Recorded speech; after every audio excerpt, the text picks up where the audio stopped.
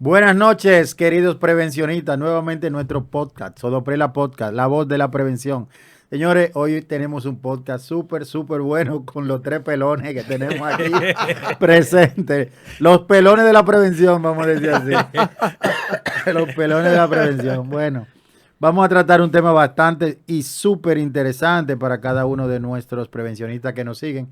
Recuerde siempre que cada vez que ustedes apoyan, a darle like a nuestra página en YouTube o darle seguimiento a cada episodio, nos ayuda a que traigamos estos temas tan interesantes como en el día de hoy, que tenemos por aquí a parte de nuestro equipo, vamos a decir, del país, de los que más conocen del tema, ¿verdad?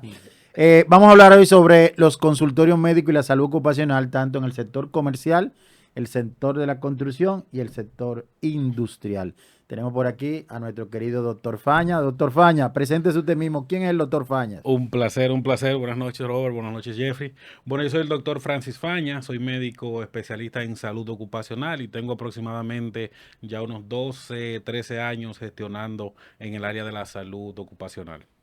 Muy bien, y a mi izquierda, en el segundo round, Jeffrey Medina. Sí, bien, buenas noches, amigos prevencionistas. Mi nombre es Jeffrey Medina, soy ingeniero industrial de profesión. Tengo alrededor igual de 12, 15 años trabajando toda la parte de seguridad y salud en el trabajo para diferentes empresas del país. Y la idea es justamente eso, poder orientar a nuestros colegas y a nuestros amigos que nos ven de diferentes empresas sobre los temas de seguridad y salud en el trabajo. Nosotros encantados de poder seguir llevando todos estos temas tan interesantes a nuestra comunidad y de por sí un tema que tiene muchas preguntas. Compartimos en algunos chats para que la gente diera cuáles eran sus inquietudes que incluiríamos. Y vamos a empezar de una vez, esto es de una vez friendo y comiendo porque aquí el Fuego. tiempo es oro, vamos a decir. Jeffrey, ¿qué parte del reglamento 522-06 regula de que una empresa debe tener un consultorio médico y también cuándo o no tener un médico ocupacional? Sí, yo creo que es una pregunta bastante interesante que se presta un poco también a confusión porque el reglamento realmente ahí Faña va a poder un poquito ampliar. No es tan específico, pero digamos que el 7.14 establece que debe haber un puesto de vigilancia de temas de primeros auxilios que debe estar en las empresas, pero también establece en ese mismo acápite que cuando supera los 100 empleados directos, que tú tienes en una misma localidad, debería tener un consultorio médico, que pudiera tener una enfermera, un personal técnico de primeros auxilios, supervisado por un médico. Entonces, digamos que a grandes rasgos yo debo tener, si tengo menos de 100 empleados, debería tener un puesto de primeros auxilios con una persona certificada que cuente con el aval para poder brindar ese tipo de asistencia. Y en el modo contrario, cuando ya tenga superior a 100 personas, debería tener ese puesto de salud que también se presta un poco al tema regulatorio, porque si ese consultorio médico como tal debería también pasarlo a un tema de habilitación. Si es un centro de atención de primer nivel, no lo deja claro, porque el consultorio médico como tal no entra dentro de la Ya. tipología de centros habilitados del ministerio como tal. Entonces, digamos que a nivel de normativa hay un poco ahí de laguna de lo que necesitamos, pero digamos que mejor práctica, lo que solemos recomendar es que cuando tenemos más de 100 empleados en una localidad, lo importante es que tengamos como ese centro de atención primaria. Y cuando no es un médico, tú mencionaste que puede ser una enfermera o un personal técnico en primer auxilio certificado. ¿Qué buena práctica tiene que seguir la empresa para validar que ese técnico por lo menos esté acorde por una empresa certificada o por qué organismo debe estar certificado? ¿Cómo validar que realmente tiene la competencia para ejercer las funciones y cubrir la parte legal? Sí, digamos que parte de nuestra normativa local tiene mucha influencia gringa, influencia europea, y yo creo que la mayoría de mejor práctica que siempre seguimos es continuar los lineamientos de la American Heart Association. Entonces, yo lo que siempre recomiendo es que podamos tener a alguien que tenga los conocimientos avalados, esa certificación se emite, la gente porte ese carnet que lo puede renovar anual o cada 2 años, dependiendo del rol que funja. Entonces, lo que recomendamos es que la persona que vaya a tener ese rol dentro de la empresa pueda contar con esa certificación, digamos, que esté marcada dentro de esos lineamientos que se van actualizando constantemente. Inclusive tiene una página y una app que tú puedes estar al tanto cada vez que se actualizan la forma de dar. No es lo mismo cuando tú dabas un RCP hace 10 años Uy, atrás que como tú lo das ahora. No va tiene nada que ver cambiando siempre. ni la técnica ni los tiempos. O sea, son tantas cosas que han cambiado que yo creo que lo ideal es que podamos estar avalados o seguir esos lineamientos de la American Heart Association. Sí, y aunque sigamos esos lineamientos, aquí hay empresas privadas que sí están como representantes de alguna de esas asociaciones. Está la Cruz Roja Dominicana, Sin lugar a está duda. la Defensa Civil. Entonces, otros organismos, los cuerpos de bomberos, que tienen instructores o facilitadores. La misma UFU Certificado. también, INTEC Certificado. también. Entonces, a las empresas como recomendación, siempre que busquen el personal que realmente esté al día en sus certificaciones. Así Que es. sería lo Sí, es ideal. lo más importante para poder contar con un conocimiento actualizado. En el caso de una enfermera, doctor, ¿cómo vamos a validar que es la calificada o certificada para que pueda ejercer?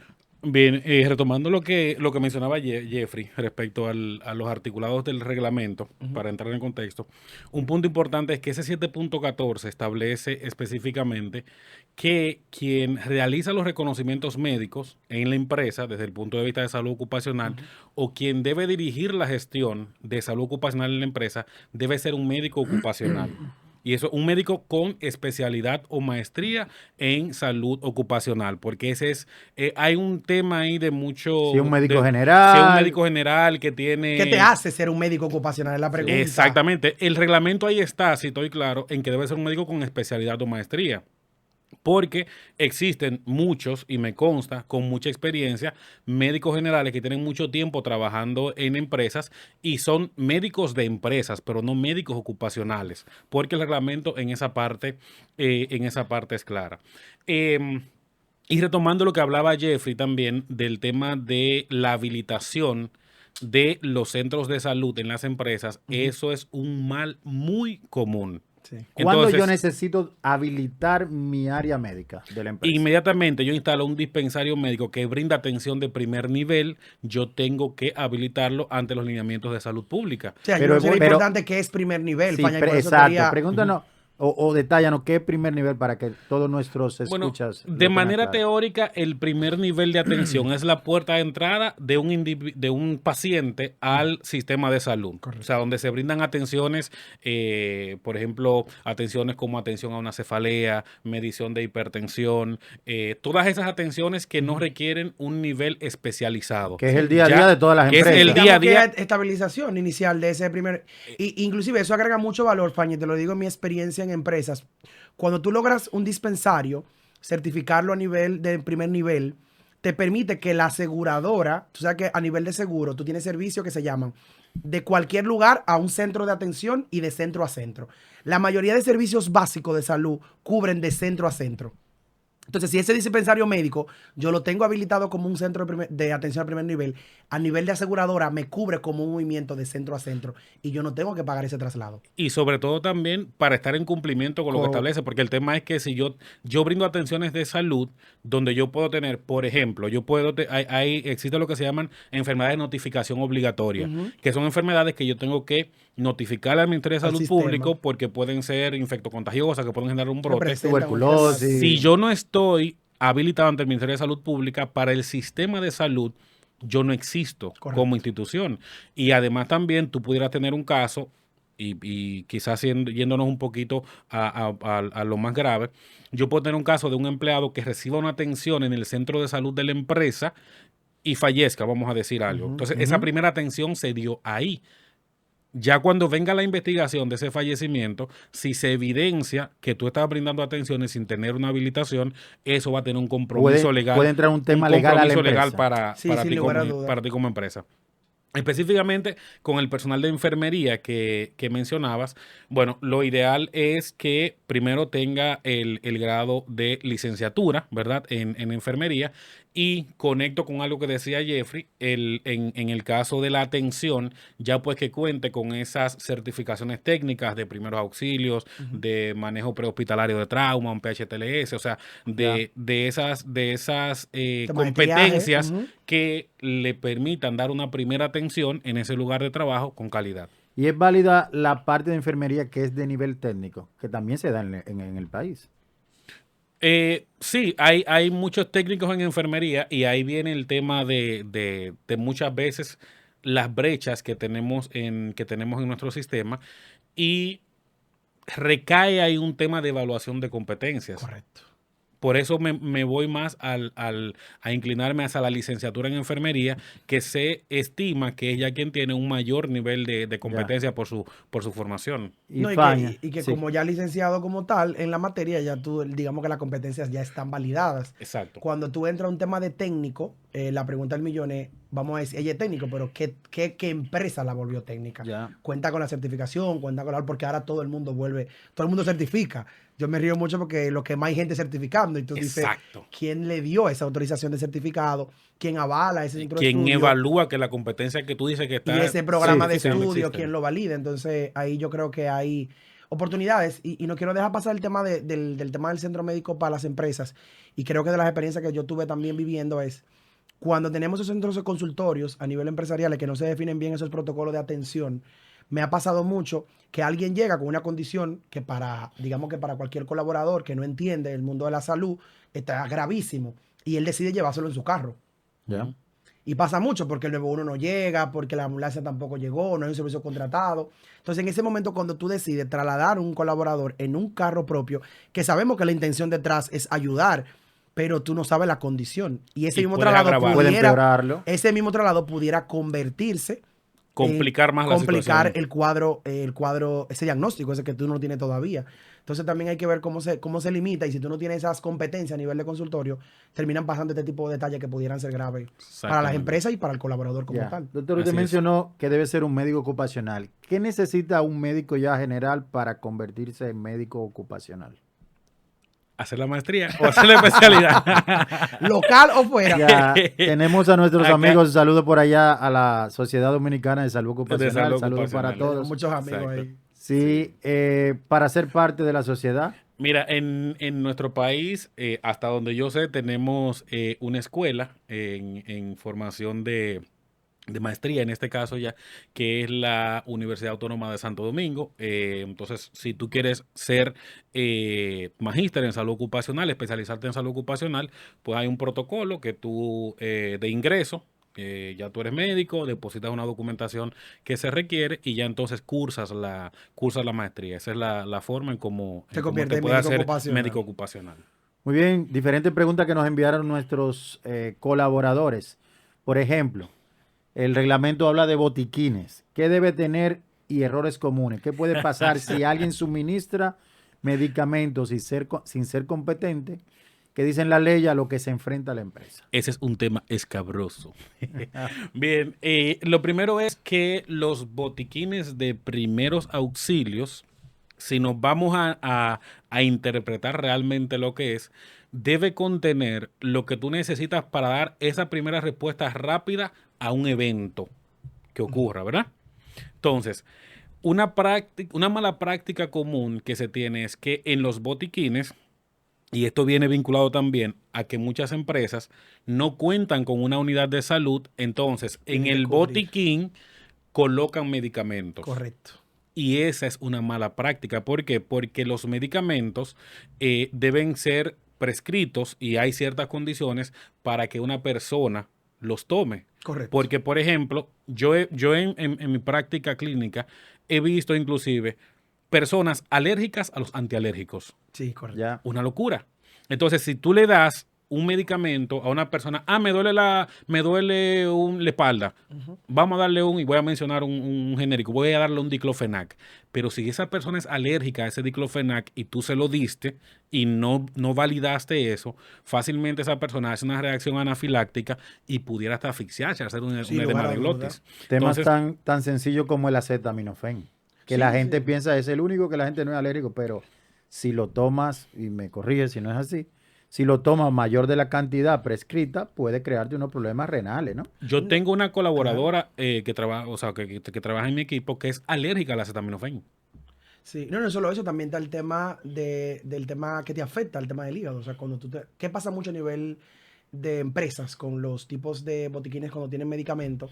Que la gente lo vuelve usual, beberse un acetaminofén, beberse un Abusa. ibuprofén, hace un abuso del medicamento. Cualquier dolorcito, sí va, yo te doy uno. Entonces, número uno, ¿quién la administra? Número dos, ¿cuál es tu condición real de ese proceso? O sea, porque quién determinó que va un diclofenac, que es un genérico, o que va un ibuprofeno, o que va un tema que tiene fuerte. O sea, ese tipo de detalles, pero además, quién validó el tema de la fecha, la frecuencia, cuándo te tomaste uno y cuál es tu situación real. Entonces, por eso también lo delicado de qué va un botiquín. El ministerio lanzó una resolución Sí. que deja claro cuáles son los elementos, Los componentes que debe tener ese los botiquín. componentes que deben tener. Y sin dejar escapar, Jeffrey, retomar algo, también hay ocasiones en que una persona puede presentar un síntoma y aunque tenga dolor, tú no debes darle el medicamento. Correcto. Por ejemplo, una persona tiene dolor de abdomen, un abdomen agudo, lo que se conoce en medicina, y de primera intención tú no debes darle un analgésico, porque él puede tener una condición seria, tú le das el analgésico, Y va a ocultar. enmascaras ese dolor, lo ocultas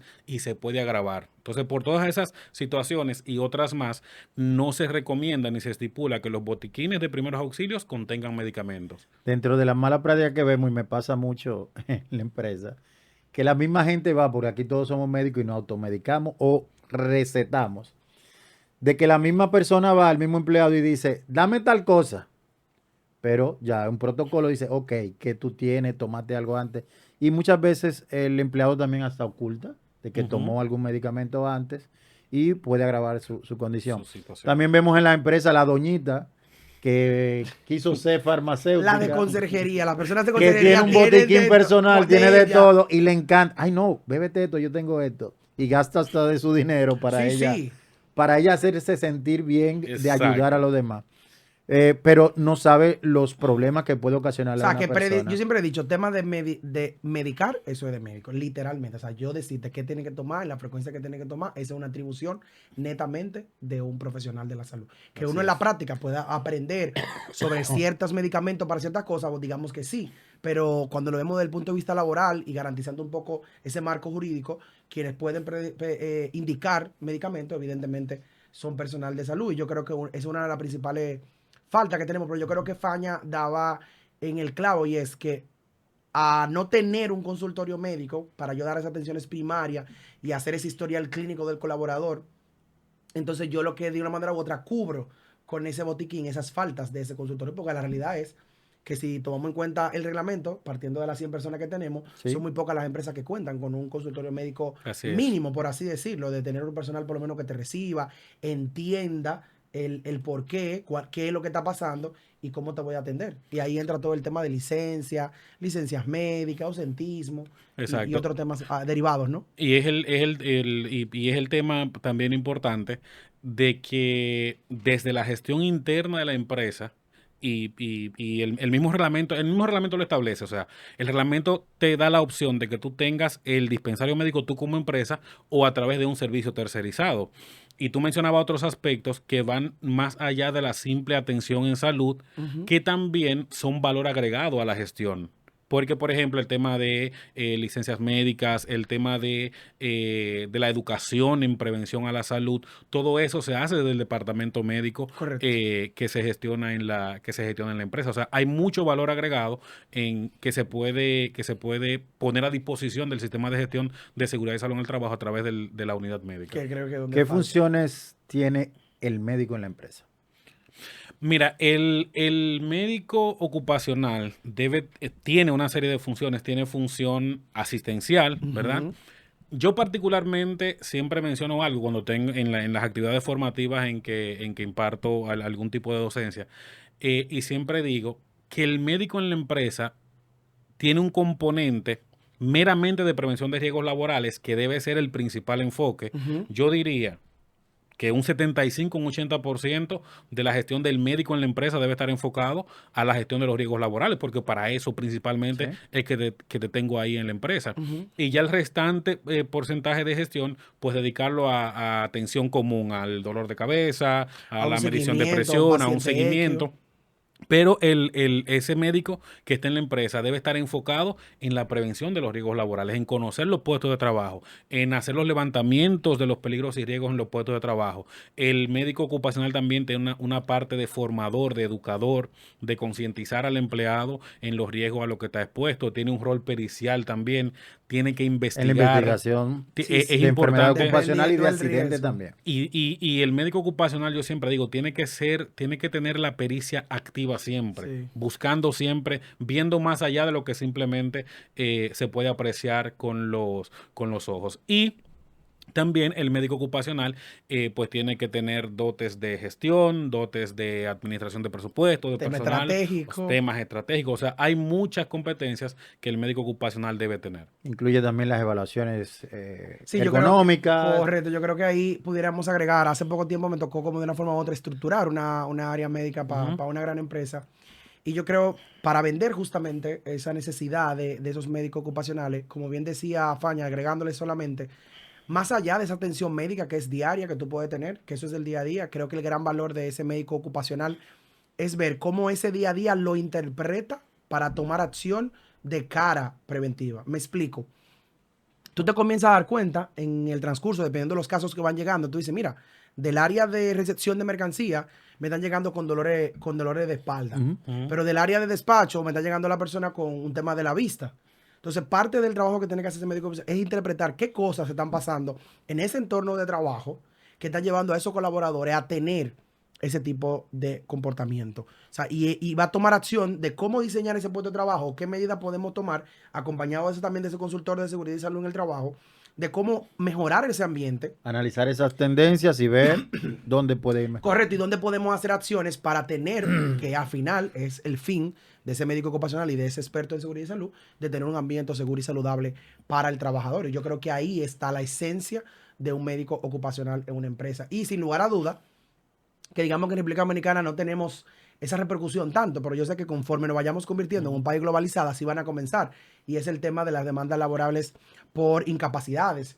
O sea, yo pudiera decir que yo entro a trabajar mañana en un call center y que al año yo tengo un tema auditivo y que yo no escucho. Yo te puedo decir, mira, Robert, yo me enfermé en tu call center. Porque duré 2 años. Pero la pregunta del Sí. millón es, y recuerda que a nivel legal, el demandado tiene que demostrar que tú no entraste así. Entonces, si yo no tengo ese cuidado que hace ese experto ocupacional al Esas inicio, es decir, primeras cuando Robert evaluaciones. entró, ¿qué yo le hice? Yo lo que le hice sangre, yo lo que le hice tora, le hice más. Pero tú no le hiciste auditivo. No le hiciste audiometría. exacto. Audiometría, si yo no tengo esa audiometría de inicio, yo tengo muy poca forma de Y yo lo que casi ganarle. nadie hace a la salida. Correcto, es saber cómo tú saliste. Exactamente. Entonces, La ¿por qué condición en la no que hay un saliste. sistema que es parte de los errores comunes en el sistema de gestión de salud ocupacional? ¿Cuál es esa vigilancia periódica?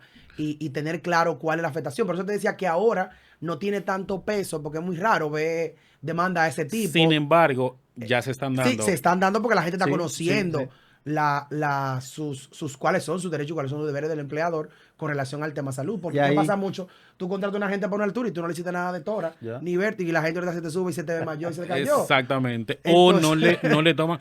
A mí me ha pasado que haciendo evaluaciones para el mismo trabajo en altura, por ejemplo, una persona que se va a subir a un poste a 15, 20 metros, Una torre. a una cuando torre tú de le tomas control. la presión arterial anda con niveles de 170, 110 niveles de Y tensión para él arterial. dice que está bien. Y él no tiene nada, él dice que está bien. Está bien. Entonces, conectando también con eso que dice Jeffrey, que mencionaba Jeffrey, el centro de salud ocupacional es un punto vital para lo que yo llamo identificación de centinelas. ¿Qué son centinelas?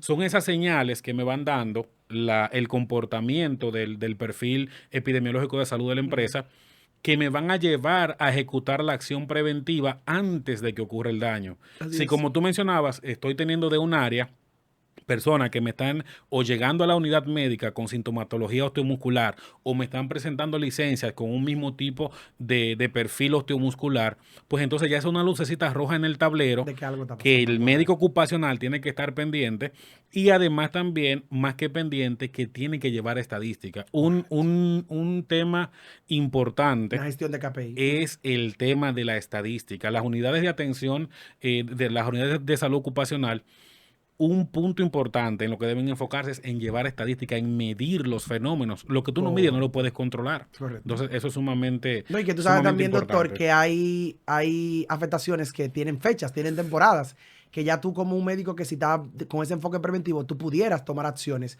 de esas situaciones que ya tú sabes que tienen su época, el tema de conjuntivitis, el tema de afectaciones de los ojos, el tema viral, que hay muchísimas, una lista de enfermedades que tienen su temporada y sus fechas, que ya tú pudieras tomar esas acciones previamente. Exactamente. Y aquí me preguntan los seguidores, porque aunque no estamos en vivo, pero estamos en vivo. Aquí están escribiendo en los chats. Ajá. ¿Qué tiempo debe guardar la empresa esas evaluaciones médicas, que son evaluaciones iniciales, ¿no? Interesante pregunta. Mira, hasta ahora donde yo sé, En nuestra legislación no hay una especificación como tal de qué tiempo se debe guardar la documentación médica del colaborador. Ahora, si nos vamos a otras latitudes, por ejemplo, OSHA en Estados Unidos establece que tú como empleador debes guardar la información médica de tu colaborador hasta 30 años después que él salga de la empresa. ¿Por qué? Las enfermedades ocupacionales tienen la particularidad de que son Algunas crónicas, aparecen a lo largo plazo. largo del Progresivas, tiempo. ajá. Entonces, tú puedes tener un colaborador que salió de tu empresa ahora y que años después Presentarse. debute con una condición, entonces se necesita Esa historia. esa documentación, esa historia Historia. clínica. Ujú. A nivel de país, no, es una oportunidad, entiendo yo, que tenemos ahí Sí, hay que ver el para... marco jurídico de cómo tú lo manejas, porque si tú lo vas a manejar desde el punto de vista de una demanda civil, tú puedes decir que esos casos perimen después del 5º año. Si tú Exacto. lo fueras a manejar como una demanda civil. O sea, que hay que ver cómo lo va a tratar, si es desde el punto de vista de tratamiento de la empresa de cara al colaborador o desde el punto de vista de que yo tengo conocimiento, porque igual también tú pudieras descargarte con una evaluación final a la salida también de cuáles son esas condiciones en las que el empleado salió. Aunque, si bien es cierto, hay Exacto. algunas de Va a quedar la brecha de sociales que después, al tiempo, él pudiera debutar con con cualquier otra, con pero alguna que tú pudieras afectación. determinar si están asociadas al tipo de trabajo que hacía en tu empresa. Sí, hay También. diferentes variables, diferentes enfoques que deben validarse para una enfermedad profesional, que ahí entraría esa parte de la evaluación de enfermedad profesional. Otra pregunta buscapié por aquí de la que mandan. Y este con ejemplo. Esta pregunta es con ejemplo. El empleado en su evaluación inicial sale con hipertensión. Eso no es una condición para descartar, ¿verdad? No.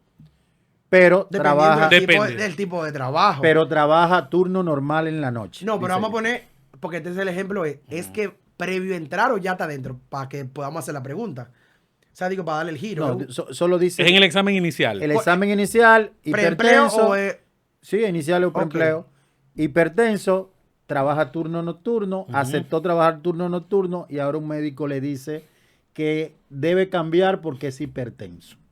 Debe cambiar a un turno más de día. Mira, el tema ahí prima porque o sea, ahí prima el criterio de ese especialista que le está... ¿Cómo asoció la hipertensión con la dormida exacto, nocturna? exacto. Y el tema es que realmente la presión tiene, la tensión arterial, perdón, tiene un comportamiento que en la noche cae cierta O sea, tengo cantidad la de presión más milímetros baja en la mercurio. noche. Exacto, porque tú estás dormido. Entonces, si tú estás despierto trabajando en la noche, eso no va a ocurrir. La presión se va a mantener en niveles más elevados. Pudiera ser el caso, es un caso que requeriría un abordaje información. Un particular, análisis Sí. más particular, profundo, porque hay que pero ver. ahí debería primar entonces la indicación del médico tratante, porque por algo él está recomendando eso. Y ahí viene la importancia entonces de que la empresa tenga un médico ocupacional que es quien se va a acercar a ese médico cardiólogo y vamos a evaluar Ese caso. ese Si es una caso. condición o no, porque si no se te van a presentar Una cantidad 40 importante. con hipertensión que vas a tener que... No, va a tener, después va a Exactamente. comenzar que si yo también tengo glucosa. O sea, yo creo que Exactamente. por eso ahí hay que ver detalles. Posiblemente un caso que aplique, no lo sabemos. Más investigación. Pero faltan datos para poder decir si aplica o no. Porque es como que tú me digas, Exactamente. alguien que le duele la cabeza no puede trabajar a la tarde. Exacto, y esa condición tú me la estás dando porque él tiene la presión alta porque se está medicando y la medicación no está siendo efectiva. Tiene la indicación para la medicación, pero no se le está tomando. Que no eso tiene nada es- que ver con su Que trabajo. no tiene nada que ver con o sea, como te dije, hay muchos datos ahí que hay que que investigar. Que hay que analizar. analizar para poder dar una respuesta más Exacto. acertada. Me parece que sí. Bien, por aquí también otras Tan preguntas. finas esas preguntas, Sí, Oye. yo veo que pregunta bastante. Yo creo que la gente está preguntando Pero de su realidad. Pero fina Sí, esa sí, pregunta. sí, sí. Le vamos a mandar la ¿Para factura. qué se hacen los exámenes iniciales o preempleo, como se le llama? Bueno, Si una persona sale, ¿y qué pasa si una persona sale con una enfermedad? mira, de manera general, yo lo que busco con el examen inicial es identificar la aptitud o la capacidad que tiene ese colaborador para realizar o para enfrentarse a los peligros y riesgos que tiene un determinado puesto de trabajo. Correcto. Ojo, dije determinado. Entonces, por eso es importante de antemano conocer cuáles peligros y riesgos hay en ese puesto de trabajo, porque de ahí es que va a salir la evaluación preempleo o inicial que se debe hacer a cada colaborador que va a un puesto de trabajo. Por eso es importante mencionar, y siempre lo digo, no a todo el mundo hay que hacerle de todo, que es un tema también que muchas veces va en detrimento de que las empresas implementen los protocolos de evaluaciones médicas iniciales y evaluaciones médicas de preempleo, porque cuando le cotizan una cantidad Una importante batería. para todo el Ya. mundo, imagínate una empresa que tenga 400, 500 empleados y hay que hacerle todo a todo el mundo. Sí, yo creo que ahí tú dabas un dato importantísimo, Faña, y es que hay determinadas pruebas para determinado Determinados puesto. puestos. Entonces, Debe- si tú no exacto. haces esa matriz de riesgo ocupacional basada en cada uno de los peligros y riesgos de cada puesto de trabajo, que es lo que pasa en la práctica, tú dices, sí, hágale de todo a todo el mundo. Y tú haces una batería de estudios, tú dices, pero ¿para qué a esta persona le hacen esto si esto no aplica? Si bien es cierto que hay una batería que sí digamos que es genérica para todo el mundo, luego de ahí eso va a ir fluctuando dependiendo del riesgo que la gente se va Pruebas Sí. específicas Lo para ideal, Y determinados hasta por la cada tarea frecuencia. crítica llevan evaluaciones. llevan evaluación. particulares. Inclusive hasta la frecuencia va a ser distinta. Exacto. No Por es lo ejemplo, a un mismo. montacarguita no le va a hacer lo mismo que a uno de trabajo en altura. ¿no? Para Exacto, nada. o a un personal que esté en Y administración, o que esté alguien en de oficina. archivo. Sí, Pero no es lo exacto. mismo también si alguien de archivo carga a una gente que trabaja digitalizando. Tú pudieras tener ahora mismo dos analistas de archivo totalmente distintos. Sí. Tú puedes tener un archivista tradicional que carga, busca documentos, ojea y demás, pero pudieras tener un archivista que solamente es sentado y digitalizando. Los riesgos son distintos. Ahí Sí. la batería también de esa va a cambiar. Ya. Entonces, Exacto. por ahí yo Aunque creo, trabajen en la misma área, ¿no? aunque trabajen en la misma área, pero ahí yo creo que lo que es importante resaltar, lo que decía Faña, y es que si no se hace ese análisis de riesgo ocupacional, esa matriz que va a determinar cuáles son los exámenes para cada quien, tú posiblemente estás haciendo una inversión mayor sin necesidad.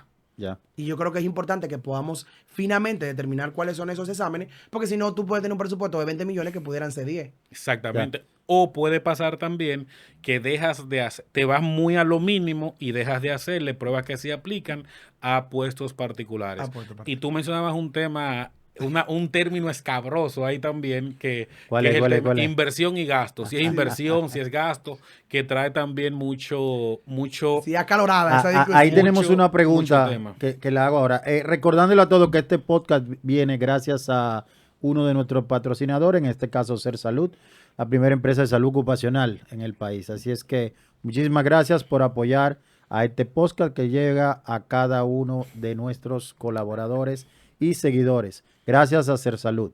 Así es que, entonces, dentro de la pregunta que menciona Faña, el tema de la inversión, ¿cómo es retornable hacia la empresa o Jeffrey lo que yo invierto en salud ocupacional? Mira, ahí hay, Sí, hay una pregunta. hay Si es diferentes inversión, si es aristas, gasto. hay diferentes aristas ahí que hay que tomar, en cuenta. Nosotros los profesionales del área, ¿verdad? Nos vamos a veces muy a lo romántico y decimos de una vez, no, es inversión, eso no es gasto.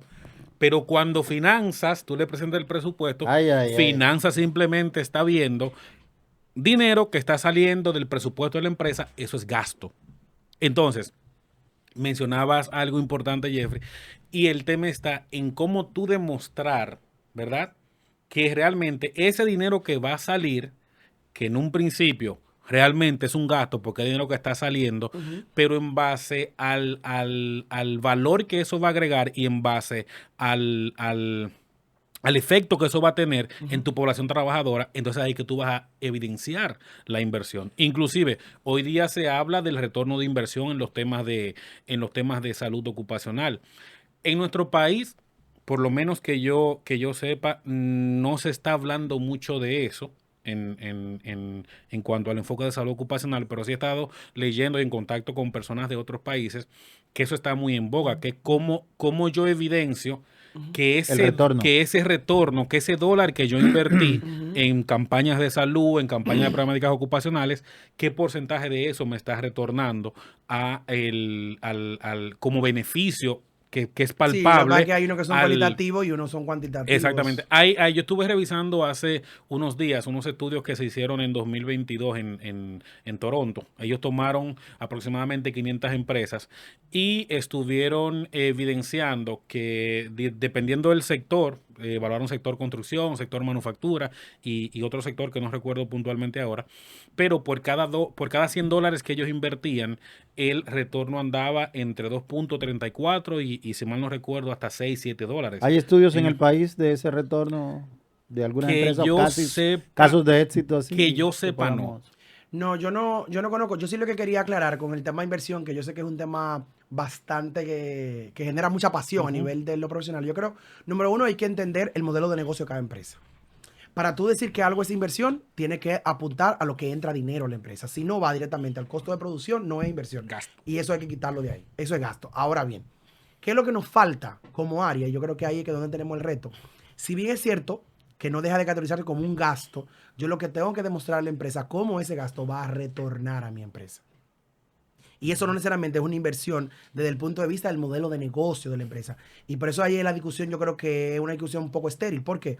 Para considerarlo inversión desde el punto de vista del modelo de negocio de una empresa, tiene que atacar directamente a lo que entra a cuarto a la empresa.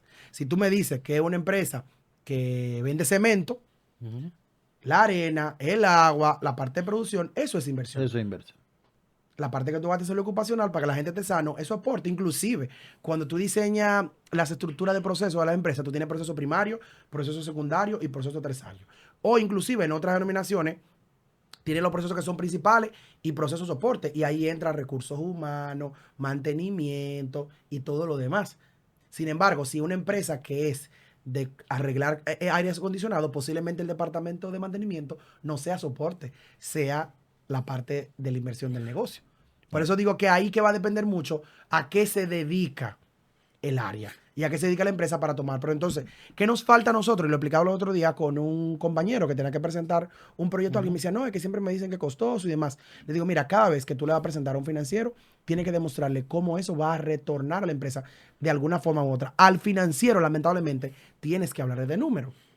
A la parte de recursos humanos le va a hablar cómo eso se va a transformar en bienestar laboral, que es que lo va a entender. El financiero realmente no lo va a entender, el tema de bienestar laboral. Es lo que ve sus números. Evidentemente, en algún momento de la vida deberíamos tener financieros tan integrales que puedan ver la parte bienestar y demás. Ocupacionales que sepan de finanzas. Que sepan de finanzas. Claro, porque el punto es cómo tú presentas retorno. No todo el mundo maneja presentar retorno. Cómo tú defines de lo que tú vas a gastar en el tiempo, que es un gasto fijo, que es un recurrente. O sea, hay oportunidades ahí. Pero yo lo que creo más importante, y le decía a varios colegas cuando me preguntan de eso, sí, es que yo tengo mucho, no me aprueban, no buscan. Tienes que tratar de cómo demostrar que ese dinero que se va a gastar, que no deja de ser un gasto, de alguna forma u otra, a nivel cuantitativo o cualitativo, va a repercutir positivamente a la empresa en el tiempo, a los 2, a los 3, a los 4. Pero sí, yo conozco también de estudios en Europa que establecen que por cada euro gastado se recuperan entre 2.2 y 5 euros. A nivel de directo. Por cada euro gastado, 2.2. Claro, porque ¿qué es lo que pasa? Yo siempre he dicho, tú tienes una persona que está presentando alguna condición o alguna silla, por ponerte un ejemplo, yo lo pongo, ese es el ejemplo que más uso cuando hablo del tema de seguridad y del punto de vista de gasto e inversión. Tú tienes aquí a Robert que tiene esta silla rota y le decimos a la parte de finanzas que cambiar la silla a Robert. Le dice, no, tú no hay dinero. Para los 3 días se cae Robert en la silla. Tenemos que comprar una silla nueva, tenemos que pagarle los días que va a tomar Robert de licencia y ¿sabes qué? Tenemos que contratar a una gente mientras Robert no esté.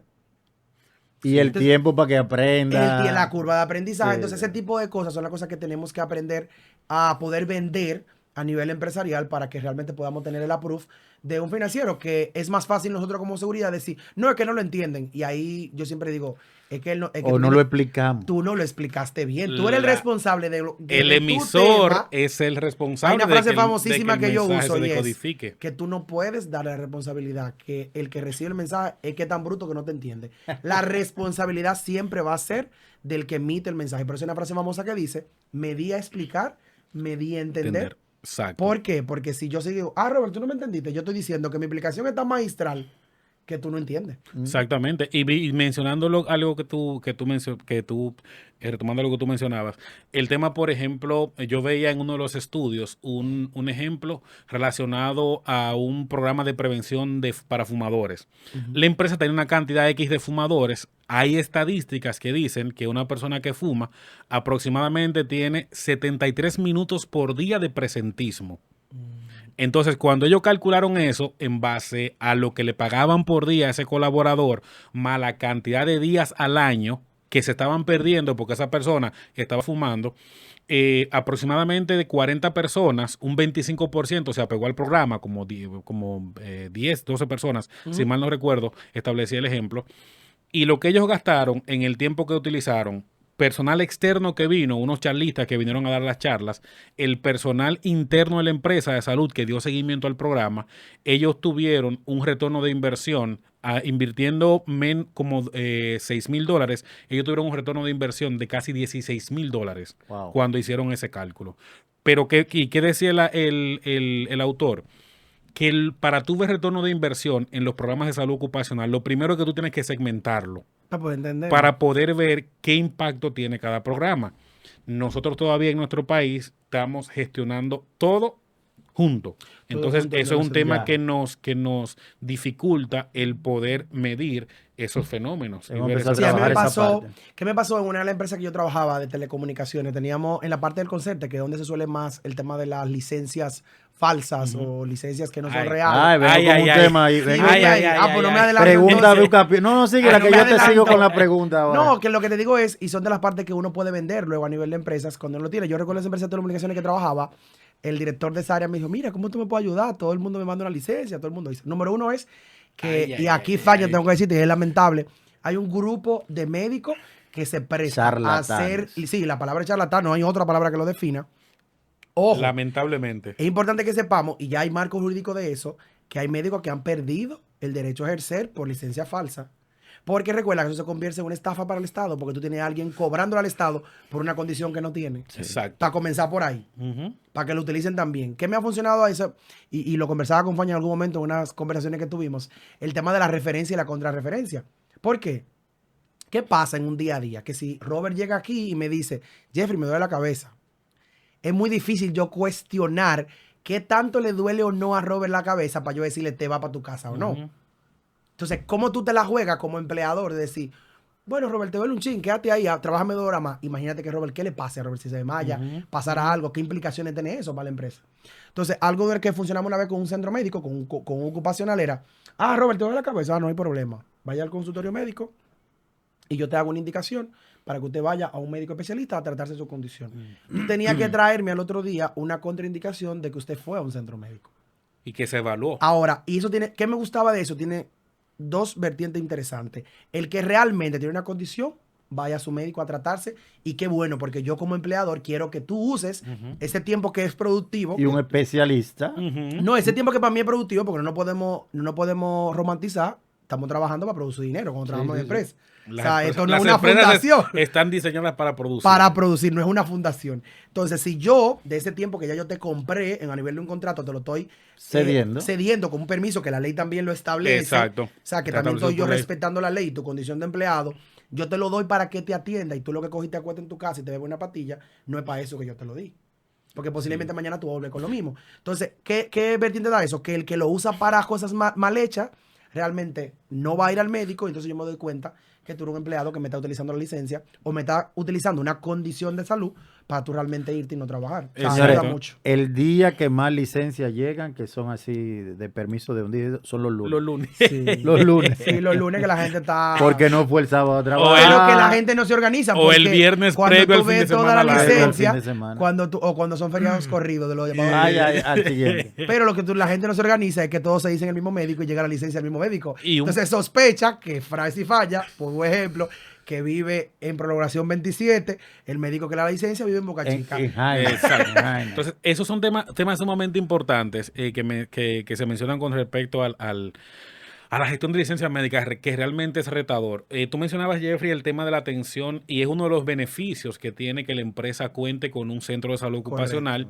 que ese La profesional... atención primaria Exacto. calificada, ¿no? Sí, Exacto. calificado. Te va a servir de ese filtro, porque Correcto. ya el médico tiene una serie de criterios para sospechar si esa condición que tiene el trabajador se puede resolver ahí de resolución inmediata o si necesita Y el que la tema empresa de tiene el la... derecho también de que ese médico ocupacional que tiene contratado te puede evaluar. Exactamente. Ahí hay exactamente, competencias porque está jurídicas. facultado. Ahí voy por Está la empresa. facultado, correcto. Ahí voy con la empresa. ¿Puede el médico ocupacional revocar una licencia si entiende que no es la adecuada. No. Mira, por simple Respeto proceso, al otro no, y profesional. por, No, respeto, es que tú no habría tienes- que entrar en un una tema, en discusión. una disputa ahí, que entiendo yo entraríamos hasta en temas legales. Correcto. Pero, por ejemplo, y me voy a ir un poquito más atrás, ¿qué otra situación hay en la gestión del manejo de las licencias en las empresas?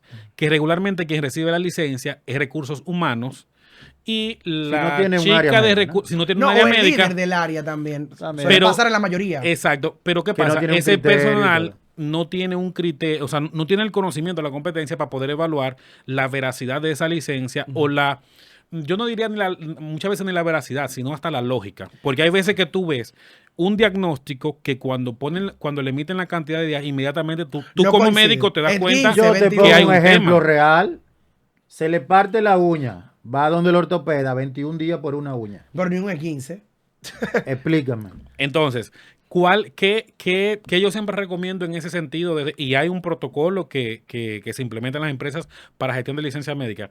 Por ejemplo, que sea cual sea la vía que la licencia llegue a la empresa, que pase por el ojo del médico. Correcto. Para que el médico vea la congruencia del diagnóstico, porque inclusive también puede ser que sea un diagnóstico serio que amerite un seguimiento más cercano, y si el médico no está al tanto de esa información, no va a haber ese seguimiento.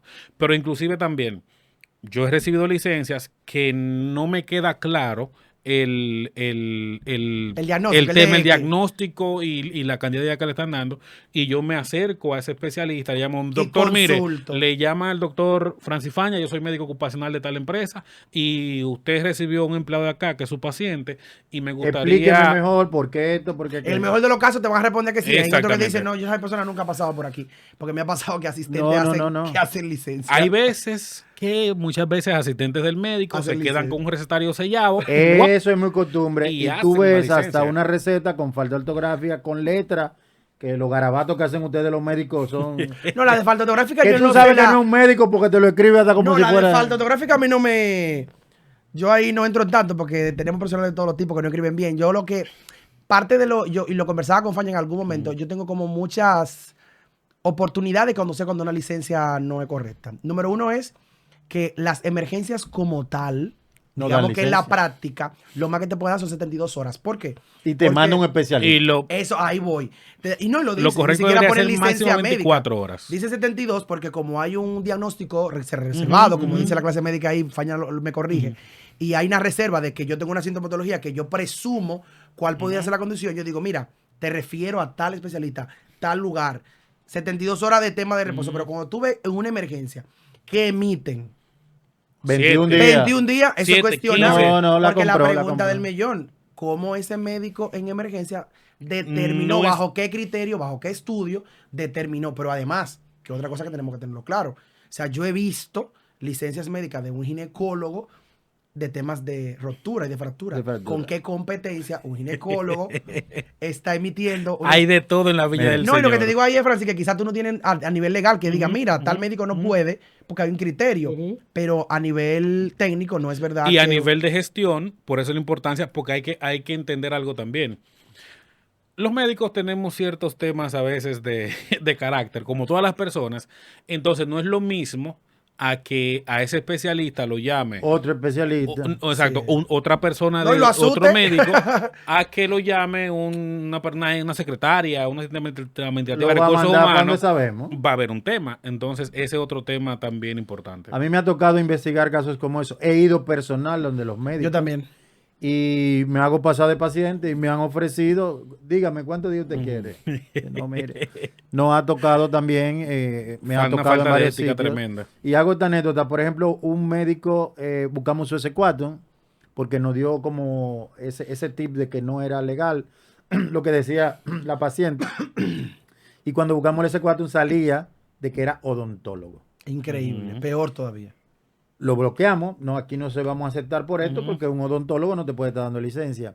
Bueno, parece que... Licencia por causas que no Licencia sean por causas que no sean odontológicas. temas que no sé, exacto, odontológicas, que ¿no? no era de causa odontológica. Era Si eres inclusive... estomacales. Era ginecológico. Oye, Bueno, lo bloqueamos y le dijimos a la persona, mira, no lo vamos a aceptar por esto, no lo vamos a aceptar por esto. Parece que ya fue donde el médico y el médico a los 2 días fue a la empresa de nosotros y se acercó y qué bueno que fue. Y yo me senté con él junto con nuestra médico ocupacional. Le dijimos, mire doctor, lo que pasa es, no podemos aceptar esto por esto, mire cómo usted sale. Y lo busqué yo mismo. Y él mismo se sorprendió. Ay, Dios mío, ¿y cómo que yo aparezco así? Mire, yo soy médico general, yo fui tal y... No Era voy a un decir tema no, de- para que no sé. Fui tal cosa y tal cosa, yo tengo ya 72 años, bla, bla, bla. Un súper médico especialista, pero salía por un error en salud pública como odontólogo. Y fue, y al mes volvió y nos llevó su corrección y todo. Sus Y Excelente. acreditaciones. su acreditación real y lo arreglaron en el listado de salud pública. Y nos agradeció inclusive a nosotros porque le dimos a conocer de que él estaba saliendo de otra Y forma. mira, Como y mira odontólogo. cómo llegó eso por un tema Sí. de gestión de licencias médicas. Si es un médico que de esos charlatanes ni por ahí se acerca. Sí, Ya no, lo yo en la sabes. práctica lo que he tenido mucha gente que cobra, que ya luego uno le habla y dice, no, disculpe, yo le he logrado, o sea, yo he manejado algunos 20 y pico de casos de ese tipo, y lo que logro con el médico le digo, mira, yo entiendo el sistema, lo que no es que ahora tú le das una de alta. Y punto. Y ahí lo tenemos. Y ahí se Claro, la y ahí metemos. como que hemos logrado, y en otros le digo, mira, no puedes. Y hay otros que me han agradecido porque ha pasado que el asistente es que la vende. Exacto. Sí, Se me ha se pasado ve en muchos se ve casos mucho, dejan el que el recetario. asistente deja el cerrado firmado y sellado, porque le sabemos que en la práctica por un asunto de continuidad, para el tema paciente, tema seguro, sellado, firmado, Sí, tema sí, factura, sí, sí, sí. le dan realmente el sello al asistente que Y goza hay de un esa tema ahí. confianza, y yo creo que ahí se hace un abuso de tema de licencia. Pero digo, si cualquier empresa que se quiera dar cuenta de una licencia que no es real, basta con un seguimiento a la gestión. Porque tú te das cuenta que toda la licencia del médico Robert Almonte, que van a llegar, poniéndote un ejemplo, de ahí es que todo el mundo va y busca. Además, Sí. en la práctica conocemos cuáles son los empleados asiduos a ese Sí, tipo de sí, es práctica. bueno sacar. Es un tema importante ahí también de esa gestión de ausentismo para tú saber. Y no, interpretando. ¿Dónde la empresa puede denunciar un médico que haga esa mala práctica? Bueno, ¿Colegio? el Colegio Médico Dominicano Y tiene salud pública. un comité de ética Sí, y también disciplinario. en salud Y pública. en cualquiera de los lugares sería bueno documentar el caso. Yo regularmente cuando he hecho ese tipo de denuncias, yo tomo todas las licencias, la pongo en un cuadro primero y hago un informe basado en la licencia. Primero, que las letras no coinciden, que las fechas, que el colaborador tiene esta actitud, que los días se vencen, que además tengo investigaciones de que el colaborador no tiene ninguna condición y que se le ha brindado. Por eso decía que es importante que la empresa sepan que tienen la facultad de que su médico ocupacional, si tú me dices, mira, yo tengo esta condición, yo puedo trasladar a mi médico ocupacional a tu casa a que diagnostique. Ojo, cuando tú explicabas una pregunta importante, y lo decía Faña, de revocar la que tú diste, no, porque no es un asunto, un médico contra otro no tiene una superioridad. Ya. Ujú, Ahí debería exacto. entrar un tercero. Ahora, Un tema- Si un un tema especialista legal. contra un médico general. el no, especialista, olvida que sean los dos iguales. No, o sea, sí, yo no porque- puedo decir... Porque ante la ley, a Son través los de la médicos- y tenemos exequatur los Lo dos que está facultado para estamos licencia. facultados Ahora, para... no, que la empresa pudiera embarcarse en un diagnóstico con su médico de decir, mira, este médico evaluar. que Vamos es a investigar especialista diagnosticó que Francis Faña tiene esta condición. Ahora, mi médico que es ocupacional también diagnosticó que no, que por esta, y eso tú lo pudieras llevar a un tribunal, porque son Claro. dos especialistas facultados. Ahora, lo que yo, Jeffrey Medina, no puedo como médico autorizado decir la de Faña no vale, porque bajo qué Sí, sí. criterio... Bajo qué alegato. Y creo que nunca ninguno se va a meter en eso. No. de decir, No, jamás. Entre No, y bomberos regularmente, se y conversa. ojo, no es que no estamos demonizando a los médicos, tranquilo, porque ahorita al que le van a meter su palo es a mí. ¿Qué médico eres tú?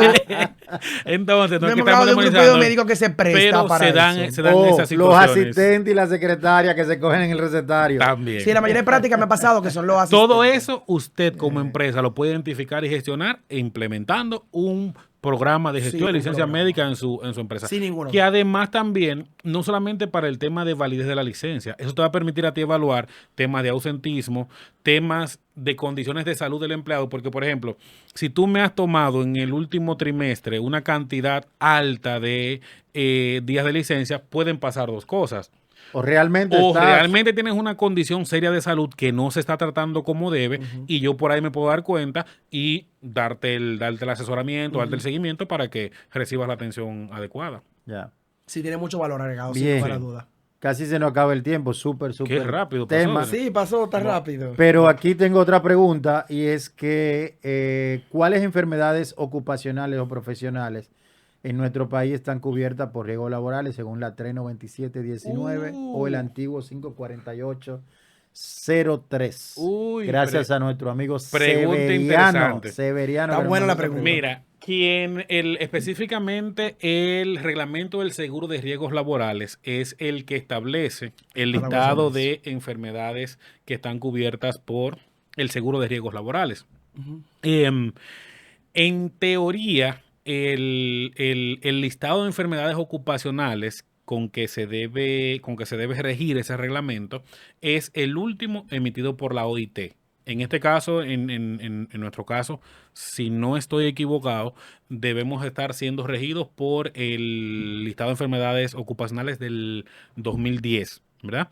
El Consejo de la Seguridad Social se supone, y otros organismos se supone que cada cierto tiempo se reúnen y se debe actualizar ese listado de enfermedades.